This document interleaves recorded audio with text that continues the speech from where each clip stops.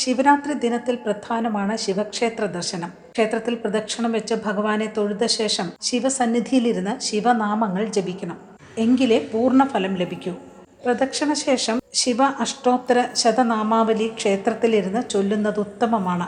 ശിവപൂജയിൽ ഉപയോഗിക്കുന്നതും വേദങ്ങളിൽ നിന്നുള്ള മന്ത്രങ്ങളാണ് ശിവ അഷ്ടോത്തര നാമാവലിയിലുള്ളത്.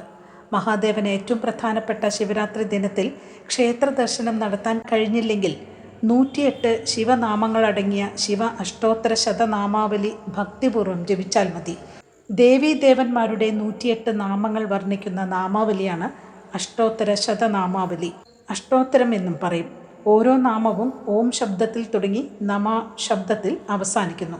ഇങ്ങനെ 108 ഭഗവത് നാമങ്ങൾ ഭക്തിയോടെ ജപിക്കുന്നത് എല്ലാവിധ ദോഷങ്ങളും ശമിപ്പിക്കും. ശിവാരാധനയിൽ ഏറ്റവും പ്രധാനമാണ് ഓം നമഃ ശിവായ എന്ന മൂലമന്ത്രജപം.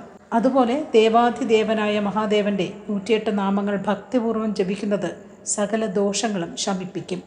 ചില മന്ത്രങ്ങൾ ജപിക്കുമ്പോൾ ഗുരുമുഖത്ത് നിന്ന് ഉപദേശം സ്വീകരിച്ച ശേഷം മാത്രമേ പാടുള്ളൂ എന്നുണ്ട്. എന്നാൽ അഷ്ടോത്തരം ജപിക്കുന്നതിന് ഈ നിഷ്ഠയില്ല. പ്രഭാതത്തിലും പ്രദോഷത്തിലും ശരീരശുദ്ധിയോടെ ഭസ്മധാരണത്തിന് ശേഷം ജപിക്കുന്നത് സർവ്വപാപങ്ങളും ദുരിതങ്ങളും അകറ്റാൻ ഉത്തമമാണ്. നിത്യവും അഷ്ടോത്തര ജപം സാധ്യമല്ലാത്തവർ മഹാദേവന് പ്രാധാന്യമുള്ള തിങ്കളാഴ്ചകളിലും പ്രദോഷ ദിനത്തിലും ശിവരാത്രിയിലും ജപിക്കുക. സകല ഗ്രഹപ്പിഴ ദോഷങ്ങളും നീക്കി കുടുംബൈശ്വര്യം, രോഗദുരിതശാന്തി, അഭീഷ്ടസിദ്ധി എന്നിവ ലഭിക്കാൻ ഈ അഷ്ടോത്തര ജപം ഉത്തമമാണ്.